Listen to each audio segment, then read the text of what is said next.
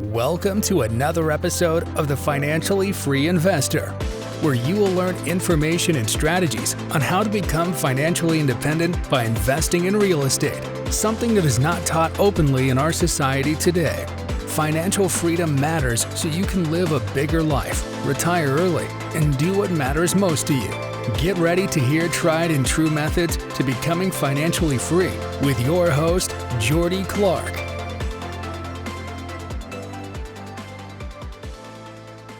All right, everyone, welcome into another episode of The Financially Free Investor.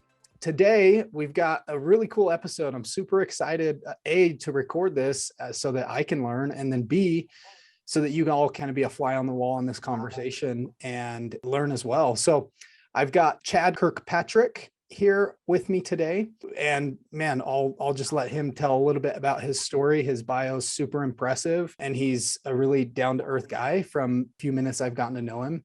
We met each other through mutual mastermind that we're a part of called GoBundance. So Chad, welcome in. Thanks, Jordy. Thanks for having me. This is exciting. Yeah, it's good. I'm excited to hear your story. Before we started recording, we kind of just started talking about some other stuff. And I was like, man, we gotta like jump into recording because you were already bringing some really good content and information, and it's just part of who you are. So Chad, tell us a little bit, maybe 2 minutes of who you are. I appreciate the flattery. Flattery will get you everywhere in this world. So definitely racking up the points here. Yeah, I think, I'll start with my most favorite accomplishment because it just happened on February 17th of 2022. Not that I'm counting the date, but I did retire from the W-2 world, spent roughly close to 30 years kind of working for other people. Had a good run, enjoyed it, learned a lot, but I'm just excited to be done with that. I kind of look at it as, I've kind of learned over the time, like, what's the life that I want to lead, with my wife and my family, and really just been kind of shifting things, just kind of the activities I pursue, where I put my business interest, trying to align it with all that, who it is that I want to be and what kind of drives me and my purpose. Some of the fun things I've done in the W-2 world, I think part of the reason I quit it is I kind of felt like I had checked a lot of boxes. Maybe there was some more I wanted to check, but hey, I checked enough. So, I think from a highlight, I've spoken at national conferences. I've been published both economics and in technology type papers and articles. I was in a governor's cabinet, which was probably one of the both coolest job I ever had, but gosh, kind of reminded me a little bit of junior high in that junior high negative way, if you know what I'm talking about. I had a lot of fun doing a lot of great things. I did a lot of my W-2 work kind of aligned with my interests. So it's not like I hated every hour of it, but I will say that can sometimes be a blessing in disguise, because when you enjoy your W-2 work, you just see yourself as a W-2 person and not going down the road of financial freedom where the W-2 job becomes an option. I still love it. I'm going to keep doing it, even though I'm financially free, versus, well, I have to do it because what else am I going to do? They're two different concepts. So that's kind of me in a nutshell. Man, that's awesome. And there's a lot that we could dive into there, right? But maybe let's go back way to the beginning, because on the podcast, I've said it before, and I'll probably say it 100 times, like, our society is wired that you got to get good grades to get into a good college, to get a good job, and it's kind of just programming everyone, which is okay. I mean, most people aren't bred to be entrepreneurs, but just at least knowing, like you said, what that mold is, where, hey, you're kind of meant to be a W-2 employee, and that can be okay for a lot of people. But when did you maybe go back to the first time you heard of financial freedom or, investing, so that you have the option? Because I totally agree with you that it's really cool to have a good job that you enjoy doing, but also the freedom and flexibility to be like, hey, I could quit today and be totally fine. Because what I would hate for most people to go through their life, and their reality is they hate their job, but they can't quit because they've got bills to pay. Because, I mean, at the end of the day, like, we're only given one life, right? So maybe let's jump back and hear about how you first got started on your journey to financial freedom 26 years ago. Yeah, I wouldn't say I started on a journey to financial freedom 26 years ago. I honestly, that probably started less, 2.5 years ago before, because my mindset was always, I have enough passive income that when I'm 59 and a half and can take early withdrawal from my 401k, I'm going to live a good life. And it was 2.5 years ago when I kind of looked at, my net worth. I looked at the income we have coming in. And passive is always we should use air quotes because you have to manage it. There's no, very rarely is there true passive income. But when I said, hey, what the hell am I waiting for 59 and a half? This is something that I need to kind of put the accelerator on and try and do this in the next 2 years. 2.5 years later, I pulled the trigger.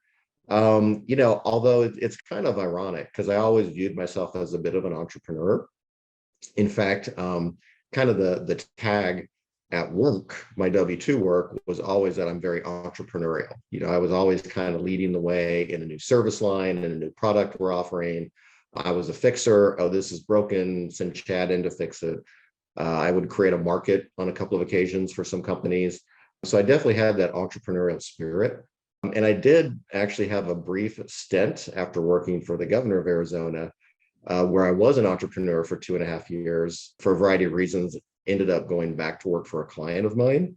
But I will say that was really what helped create, helped lay the foundation for everything I have today. But I will say that was unintentional. So I would say a couple of things I always did was live below our means.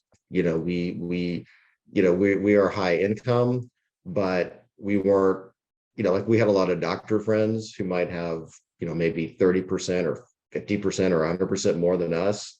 But, we didn't drive the latest Porsche Cayenne. We didn't, we just kind of lived humbly, but yet we still got to travel the way we wanted to. We still got to go out to the New Year's Eve parties at $1,000 a couple that we wanted to with our friends. So we got to have all those experiences. We just kind of managed our budget accordingly. And again, with time, I started working in the 90s, and as you save a little bit, I think it's the Einstein quote of the greatest force out there is compound interest. And, after my first 10 years of investing, I said, I don't see it. After 30 years, I'm like, holy, look at where we are, so there is a time dimension. I will think so. There's a great book out there, and I would always recommend this to anyone, especially under 30. It's called The Millionaire Fast Lane by MJ DeMarco. I think probably some of your listeners have read it or heard about it. And in there, he kind of describes three people or three types of people: the sidewalker, the slow walker, and then the fast lane person. The slow walker is your W-2 employee. I'm going to work hard when I'm 62, 64, 68, whatever. I've got my 401k, I've got all this stuff, and then I can enjoy life. Well, that's great. And I think that's a great path for a lot of people that don't have, certain characteristics to be more entrepreneurial, I guess. But, I kind of discovered that my nature is more of the fast lane person, which is kind of make it themselves. So I kind of had to make that kind of mind shift. That's awesome. I'm adding that book to my Audible list because I'm reading I think it's his newest book that came out, Unscripted, something about leaving the rat race. Here, let me find it real quick. It's a really good book, and I like his style of writing. Very easy read for sure. Yeah. Unscripted, The Great Rat Race Escape. So yeah, add that on. That's awesome. So let's go back maybe to 2011 when you bought your first property. Or maybe, we could back up because you lived through the 2008 crisis. Yeah. The big crash. Phoenix got hit hard, Mm-hmm. right? Maybe explain a little bit about, I'd be interested just to hear your take, what 2022 feels like versus 2007. And then we can jump forward to you starting to accumulate properties in 2011 and go from there. Yeah. So what are the differences between the two times? I will say, like, right now, I think we're in a bit of to use a military term, a DMZ, demilitarized zone, where I don't know what's going to shake out. The differences I will put out there is that a lot of people have a ton of equity in their house. They're not underwater. You don't have high unemployment. So you don't have a lot of risks of foreclosures.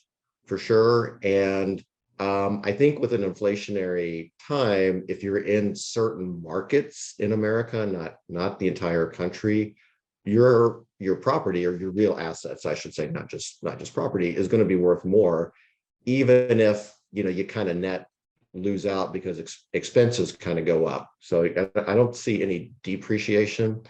Now, if I were in California, New York, Illinois, I might have a different perspective. I think the pop we had with the Fed printing 40% more cash than there exists, that's permanent. That is not coming down. The question is what happens with supply chain issues, what happens with all the devaluation of the dollar, and then migration. So LA, I'm pretty familiar with the Southern California market from my prior life. LA and Southern Cal, I mean, first of all, if you're along the coast, they don't make any more beaches. I don't see anything happening along the coast, but if you're in the interior of the state, I mean, people are leaving. You're in Utah, I'm in Arizona. We see it every day with this mass exodus out of California. Are those prices going to stay the same? I'm in Arizona, you're in Utah, I have family in Texas. I don't see prices coming down too much. Can you make money with rising costs? That's a different question.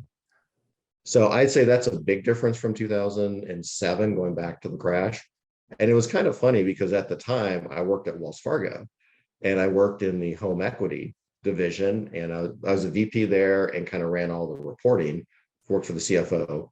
And I kind of saw in 2006, we'd have 55,000 people per month taking out home equity lines. Wow. And then in 2009, January of 2009 or something like that, we had 500. So, and that kind of gives you an idea of the equity just being sucked out of the economy, and all these people that took it not to, and I don't think a lot of them took it to buy property like we do today.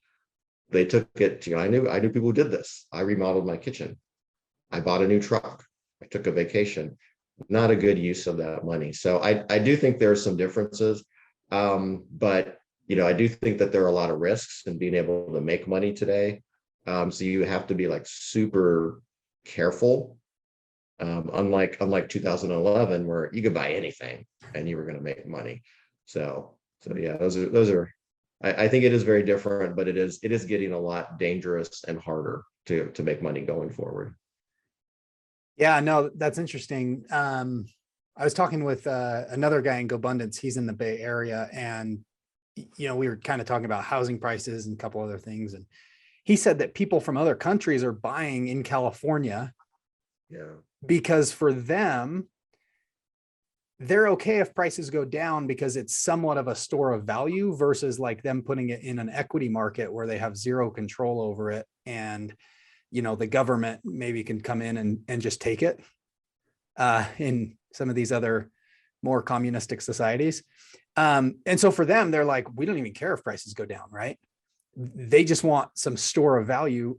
And so just thinking about what you said, where I agree with you, there's a ton of people coming to Phoenix and Salt Lake and, Idaho, and we're all like benefiting / being hurt by people coming in with these different paradigms, right? But at the same time, like we've kind of built this globalized economy.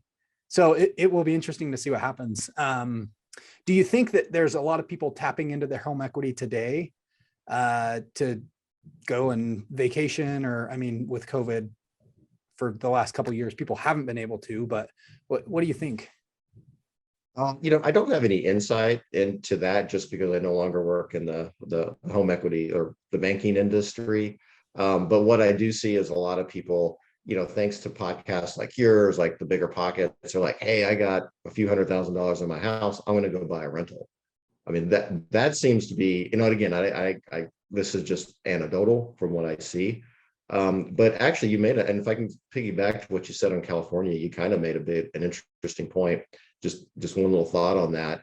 And it becomes that's almost a compared to what, right? Because I think in Utah and Arizona, we say, man, prices have gone up. Well, not if you're moving here from California. So they're cheap. Even today, they're still cheap for them. Now it's getting a lot, that delta has come down, but yeah, so I do think, again, if you're in the right market, you have a place you're in good shape. Yeah.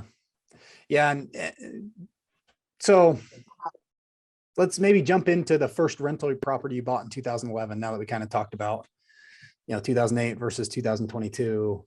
Why'd you buy it? So so that was purely accidental, right? So the best thing that ever happened to me, so I worked for the governor, and it's a political position, and you never know what's going to happen. So I walk in one day and, Chad, you're fired. So actually I resigned, but whatever. And in the darkest of hours, it became the best thing that ever happened to me. And in fact, the person that did it, I kind of thanked him. I said, thank you for getting rid of me, because now I'm a millionaire and I don't have to work anymore. So that was the sweetest revenge there. I would say, so, I decided to start my own company, my own consulting company. So still a little bit of a W-2 mindset, although more entrepreneurial. And as I was networking, this is in 2011, yeah, great time to be self-employed, right? But, I rapidly had a host of clients. I had a lot of cash that was coming in from the consulting business, because they all knew me and they all wanted to work with me. And as I was networking, I kept meeting these people that owned all these little small multifamilies, and they like, yeah, they're so cheap. People are going to rent them out. You can't lose. And I had all this cash. I just didn't know what to do with it. One of my clients, his agent, his wife was a real estate agent. And at the time, they had like 13 or 14 rentals. So I'm like, okay, double benefit, right? I'm going to have an agent who owns rentals and can help me, and it's a client. So couldn't lose on that one. And I really enjoyed it. I had a passion of buying properties. I bought like my first like 2 properties, closed within a month of each other. 10 those were 9 doors. Other than what my agent Ane had told me, like, I had no clue what to do other than, here's a spreadsheet, see if the numbers add up. That's what I did. They added up. I'll tell you, I bought a 6-plex.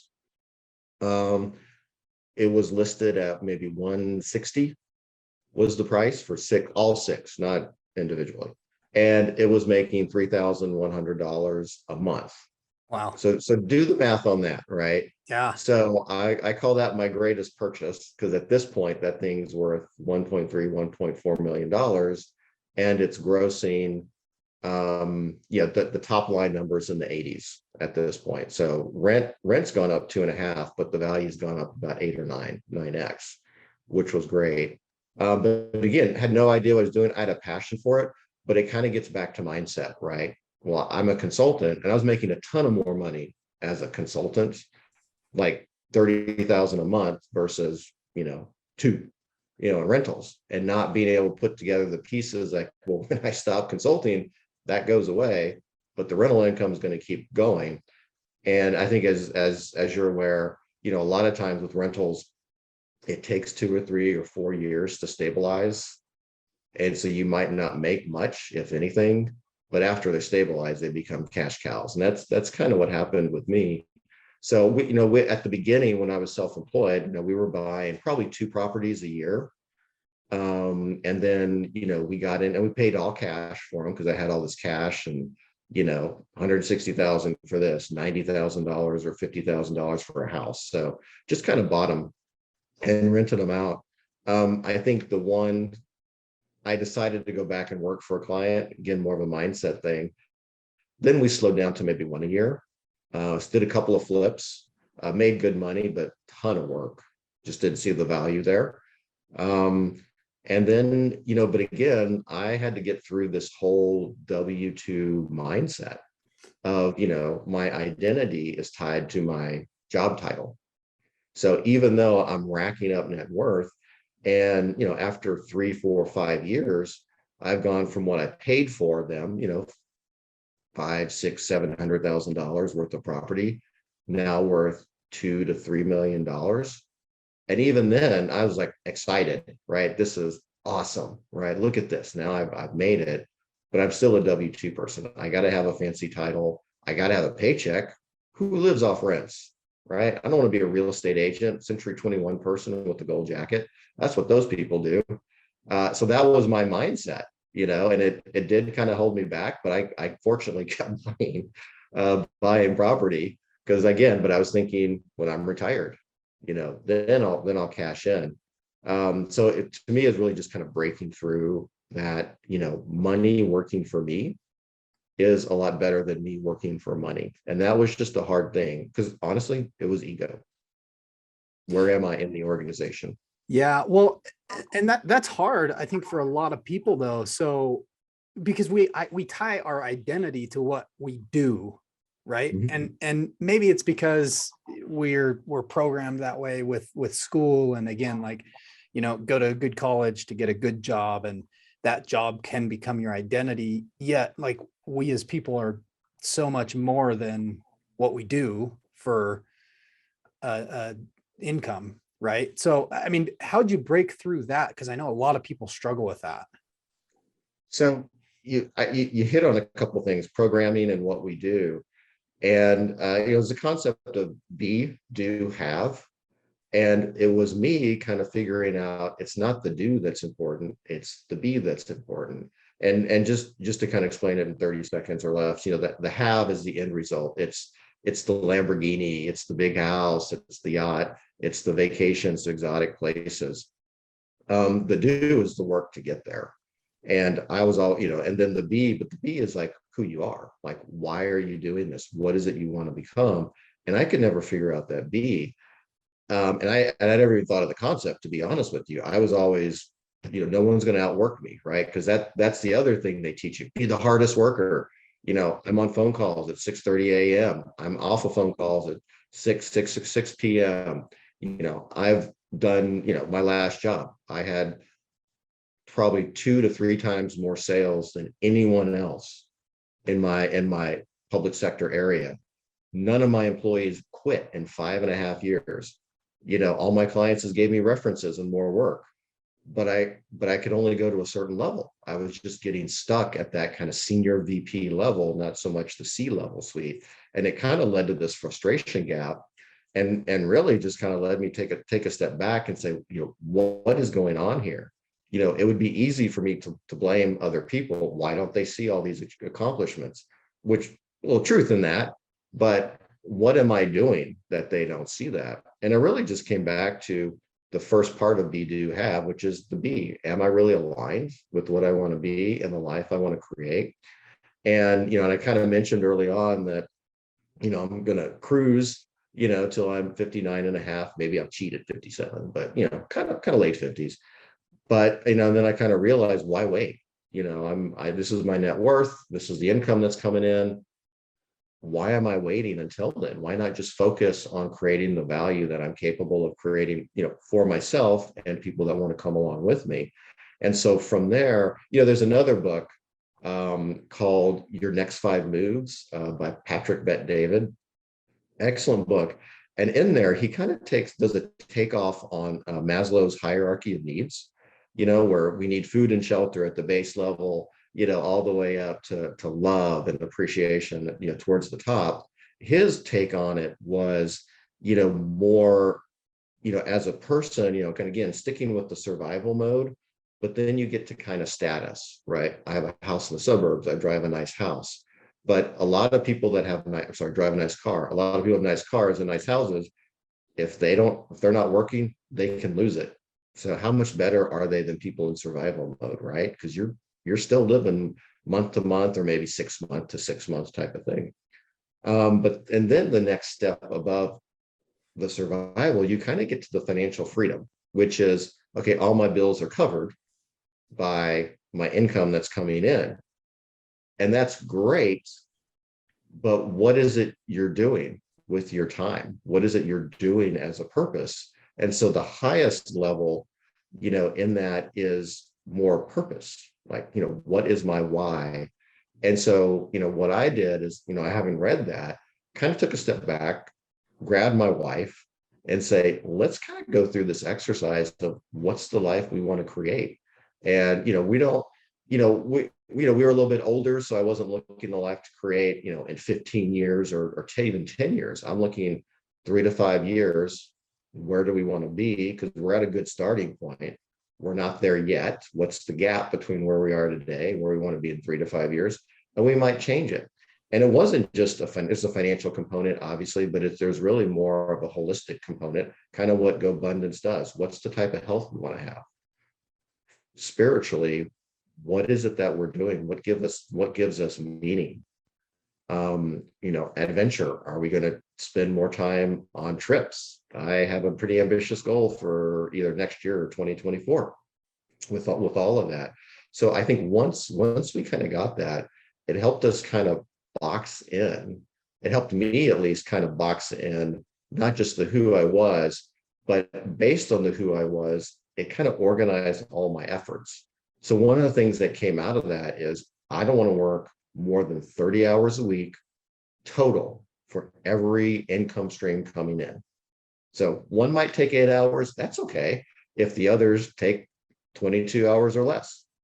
So whenever I look at investment properties or franchises or whatever type of business I'm looking at, it has to, or volunteering actually, it has to kind of align to that 30 hours, kind of fitting in that box. And of course, some of that's already taken. But, so I think that's kind of helped orient me so that as I look, I don't fall into the trap of the W-2 again, of where I have to work 60, 70 hours. Because if you're self-employed and you're working 60, 70 hours, are you really free? Right? Some people would say yes, because they're passionate about it. Okay, great.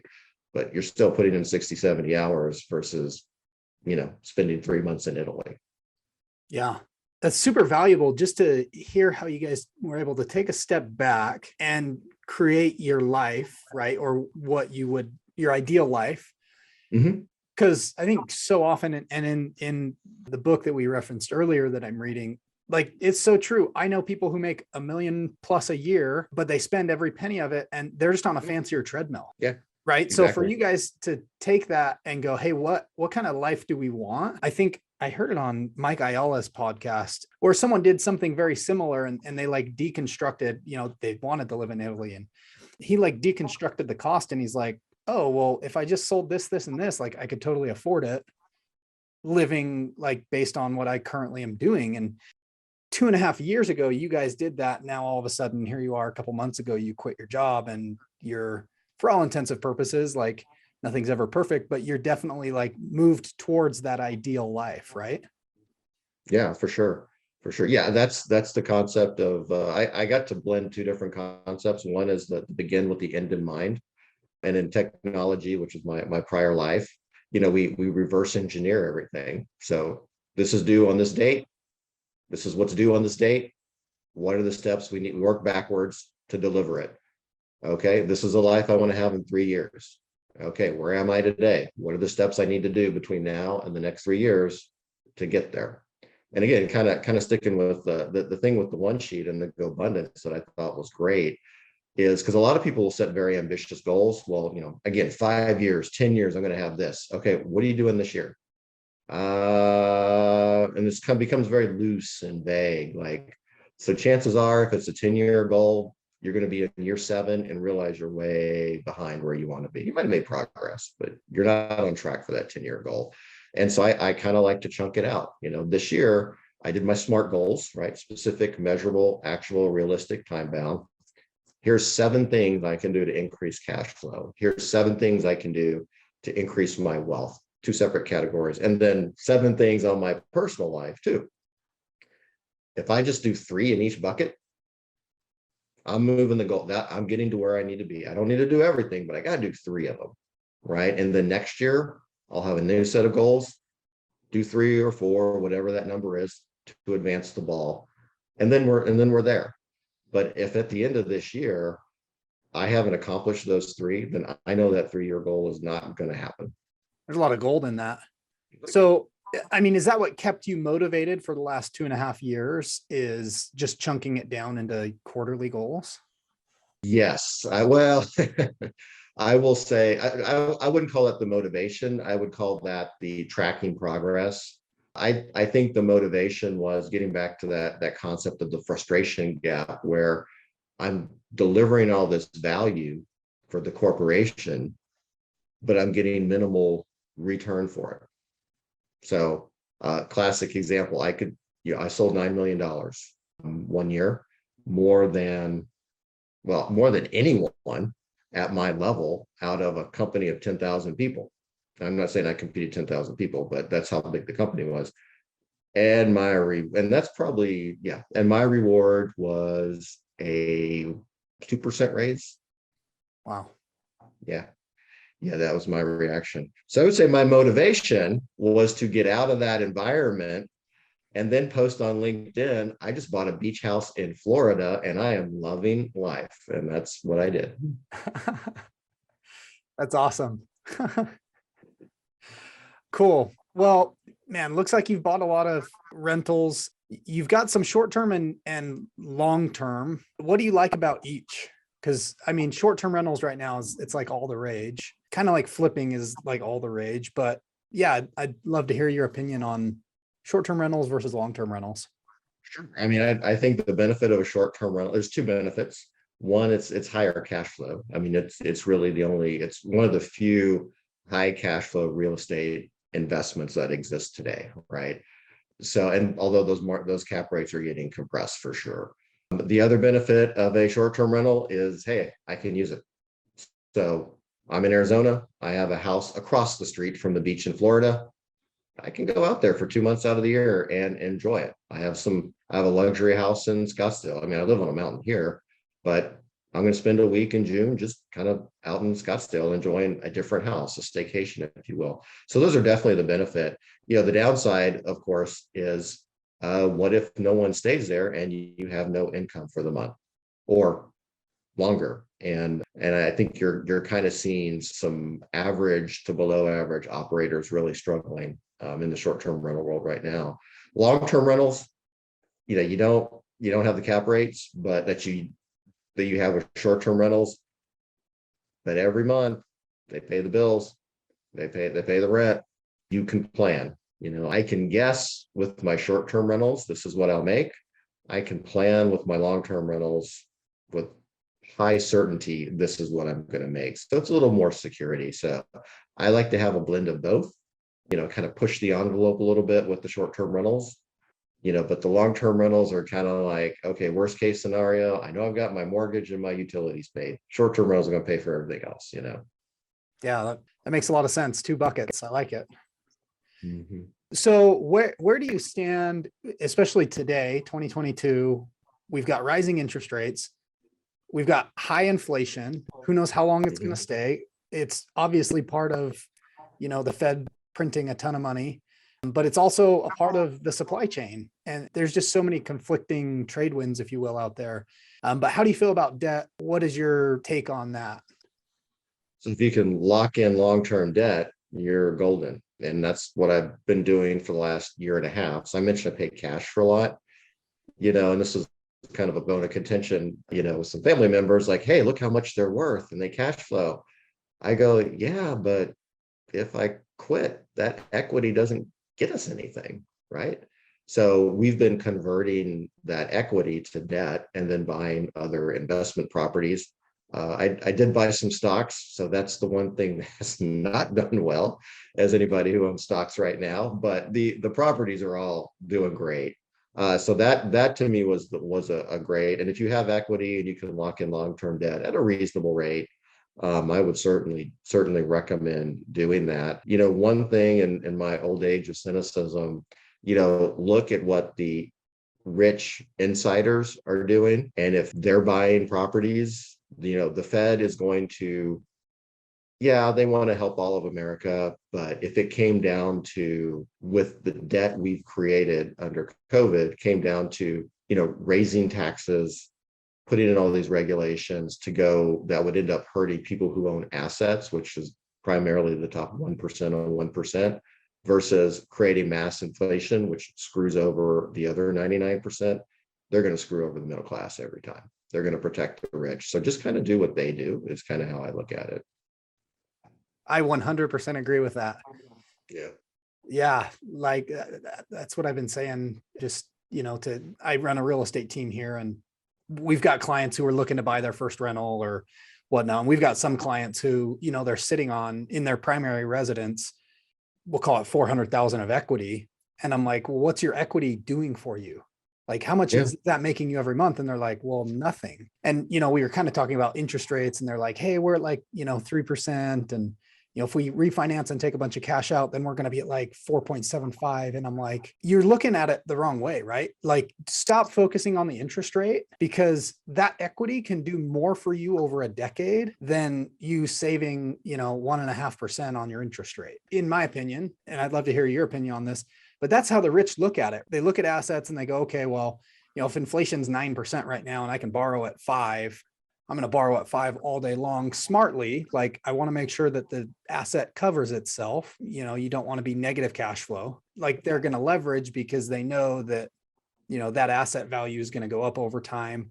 Like you've seen with your sixplex that you bought in 2011, where rents were initially 36,000 a year and now they're 90,000 a year. Like, rents are going to go up. Inflation's going to hurt, the poor and the middle class, because they're the ones kind of stuck on the edge, living paycheck to paycheck. They don't have any other assets that are outweighing the cost of gas, right? Like, if I own 5 houses that are all worth 100,000 each and they go up to 150,000, I'm less concerned about gas going from 250 a gallon to 350 a gallon. So I'd love to hear your opinion on that. It's the concept of good debt versus bad debt.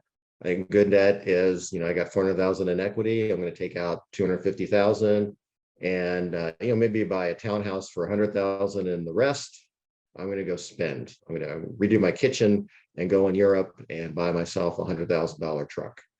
I think that's a bad use of that money. The good use of that money is I got 250,000. So I'm buying 1 or 2, whatever works for you, properties that will, use the power of leverage, appreciate over time. I think it's a smart way of doing it. There's certainly nothing wrong with being debt free. I know people like to beat up, Dave Ramsey, but if you're a middle class person and you do have a lot of debt, I think he is incredibly valuable for how you get out of debt to put yourself in that position. I think you got to know your own risk profile. What kind of motivates you. Again, for the longest time, my wife and I were very risk averse. Of course, here I am in 2011 buying properties, not exactly the most risk averse move. It turned out to be the best thing I ever did, other than the person I married. But I just think you need to know your risk profile. But I also think you just need to be careful, because again, I bought a lot of stuff up until like January of this year. Everything I bought did great, and I got another tranche of that long-term debt, 10-year fixed interest only debt, but I'm having a hard time finding something that cash flows. And I think at this point, whenever I look at buying an income producing asset, before it'd be kind of like, this is what I expect it to do. If I get lucky, okay, great. If I get bad, okay, that's fine. Now it's like what I expect it to do, but I'm very focused on the worst case scenario. In fact, at this point, I don't know if I'm really planning for the worst case scenario, but I think the probability of in 6 months or a year from now, the worst case scenario being real is true, especially if you're doing value add to any asset you buy. Again, the risk goes up a little bit. So I don't discourage people to do it, but at the same time, just be aware. One of the things I do with the debt, actually, this is, kind of share this is, so let's put it simply, I pulled out about 1.2 in equity, 1.2 million in equity. I've already deployed probably, I'll say 700,000 of that, but I've kept 100 in quote reserve. Some of it's just kind of untapped. Some of it I did kind of put in the market, so you could kind of say I could access it. But I don't know if I want to access it right now. I'm putting it in dividend stock, kind of actually did a little bit of arbitrage, right? I'm paying 3.5% interest only. I was in stable coin when it was 8.5%, got the hell out of that as quick as I could last week. And then, but I'm basically, the bank paid me 5% to take their money for 9 months. So, but I think that the key is, keep a little bit in reserve. So, I pull out 1.2, but I'm only going to deploy 1. So that if something bad happens, I've still got a little bit of equity I can pull from. I've still got money in the stocks, which I hope I don't have to pull from, but I still got that. So I can, protect myself. Again, we're aggressively risk averse, or maybe we're risk averse, aggressive, whatever that phrase is. But personally, we plan for the worst case scenario. My personal kind of debt to net worth is probably 50 to 60%. That's kind of what I'm comfortable with. So if something bad happens, yeah, it sucks, but I'm okay. I'm not gonna, I saw too many people kind of lose everything, 10, 12 years ago. And, by doing those things, it kind of protects me. It allows me to go invest, to make investments, to be aggressive, knowing that, hey, I kind of got this in my back pocket if something bad were to happen. If we see prices go down 30% and your average loan to value is 50% right now, you still have a 20% margin that if you had to sell something to survive or pay other stuff or whatever, you still have that margin, right? So versus in 2008, I think a lot of people, they were probably an average of 90 to 100 to 110% loan to value. So when prices go down 30% there, all of a sudden they're upside down by 50%, right? That's super smart. And I'm kind of in the same position where I'm like, hey, we're going to keep buying as opportunities that make sense come up. We're definitely pickier than we were a couple of years ago because it's harder to find stuff that pencils, but rents are going up so fast that like I'm checking with my property managers every week. I'm like, hey, what do you think this is going to rent for? And I'm shocked that sometimes they come back and it's higher than I thought. I'm like, oh, wow, rents are going up a little bit quicker. Yeah, no, I like keeping extra in reserves because, that can service the debt. So that's the key, right? So if it goes down 30%, but I've still got $50,000 that I didn't pull from that equity line that I was granted. I used 200, but I kept 50. That's going to get me through a year, maybe more. So again, it sucks to have to do it because it's just adding to my debt, but it's going to get me through without probably not any pain because in 1 or 2 years, we will have bounced back. Yeah, that's awesome. Jumping to my last two questions then, because we've had a great conversation. I've really enjoyed it. We kind of heard how you got started on your journey to financial freedom. What's the one thing you'd want to tell somebody who's working towards financial freedom? Well, start as early as you can. I'll give you two things. So start as early as you can. That's kind of a no-brainer. But I think I think you need to be willing to make some sacrifices to get there. And I'll just give you an example of a woman I met probably in her mid-20s. She got out of college, lived at home with her parents for 2 years. No one wants to do that unless you absolutely have to. And she didn't have to. She has a good job, but she saved up money for a 2-bedroom townhouse. Then you think, okay, great. She did a great, but no, she is renting out one of the rooms to someone that pays probably about 75% of her expenses. Again, she doesn't have to do this because she can pay for it with her job, but she's made that sacrifice. And now she's in a position where she told me probably in 6 or 9 months, she's going to go buy a second-hand townhouse, rent out the 2nd bedroom for this one. And then the new townhouse, she's not going to live by herself. She's going to rent out the 2nd bedroom too. And she really didn't have to do any 3 of those steps, but she's willing to make a sacrifice of something that's kind of an inconvenience that might not be seen as, well, you're not successful. You have a roommate. Yeah, my roommate pays all my bills, so I am successful. Like, she knows that. And I think she's leveraging that short-term sacrifice so that when she's 10 years from now, when she's 35 or 40, if she keeps going on that path, I mean, she'll be done. And when she told me that, I just sat here and thought, man, I wish I would have known all this stuff when I was in my 20s, which, I turned out well, but, 20s versus 50 is a different story. So that's great advice. Love it. So knowing what you know now, what would you have done differently on your journey? Buy more. That's all I can say. Although we talked about being careful, I like to say, I wish I bought more, but hey, I bought enough. Right. But yeah, I think buying, and it is kind of the long-term view. I think with long-term rentals and short-term rentals, frankly, any asset, not just real estate, but any asset, the first 2 or 3 years, you're kind of covering your nut. But, after 5 years, definitely after 10 years, you just kind of get the rent check after all expenses and go, holy, I can't believe, and I'll give you an example. We bought a house in 2013, I think it was. We bought one house on December 31st. We closed 2013, and we closed on the second house on January 2nd, 2014. Both of them are great. The one house, it's a long-term rental. We bought it at 90. It's now appraised for 350, 345.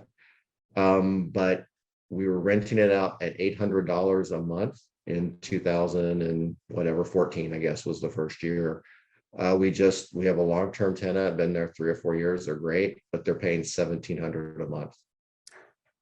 I mean, I'm just sitting here thinking, we had to fix stuff and do stuff, but after expenses, I make $1,000 on that one house a month. 900, something like that a month.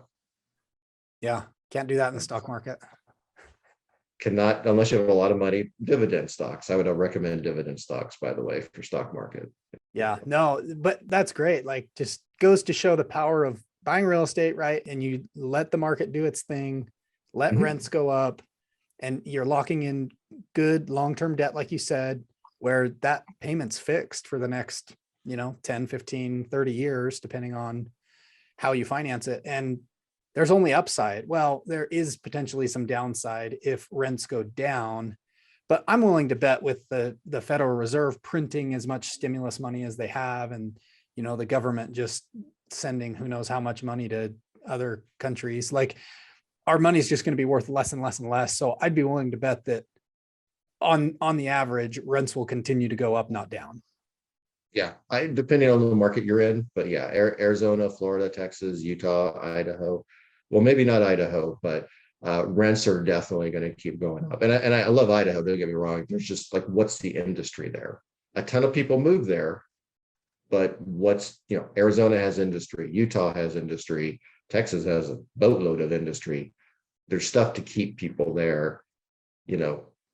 I love Idaho, but what happens? Is it still going to be the same in 3 years? I don't know. So, yeah, no, that's a good point. The market you invest in absolutely matters. Yeah, for sure. Yeah, I see, just side note, I see people, because I help run a couple of the real estate investor associations here in Salt Lake. And so many people, they're like, oh yeah, I've got $50,000. I'm going to go buy a house in Memphis, Tennessee. And I'm like, okay, that's great. Like, what's it going to be worth in 10 years?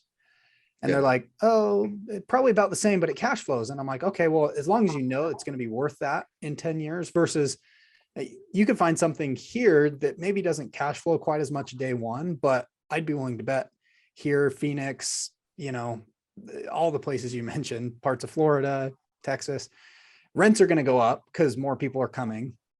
And you're going to continue to cash flow more and more and more, and you're going to get the appreciation, which gives you the equity and gives you options in the future to be able to go and, re-leverage or sell and roll up into bigger complex or whatever. Like, I bought a townhouse a couple of years ago. We sold that and rolled into a sixplex, and, just because the equity grew. So equity allows you to do a lot of stuff. And like you're saying, like, that's eventually what buys you freedom. So yeah, time is always working in your favor if you're in a good market. Treat your tenants right, get good tenants in there. Time is on your side. And yeah, it's just be patient, right? I know you see all the gurus about kind of get rich quick in real estate or any asset. You can have a high income for a year, but it's a one-time event. But if you think long term, again, make a little bit of sacrifice today, 10 years from now, you're done. Yeah. It's awesome. Well, Chad, I really appreciated our conversation. Enjoyed it thoroughly. Loved getting to know you. My pleasure. Yeah. Yeah. Thank you. Thank you for all the knowledge and wisdom. Okay, well, I appreciate the feedback. So yeah, happy to anytime, and I appreciate you spending some time and inviting me on the show. Yeah, well, thank you. You add a lot of value for a lot of people. So Great. with that, I appreciate that. Yeah, we're gonna sign off. We'll see you guys later. All right. Thank you. Bye.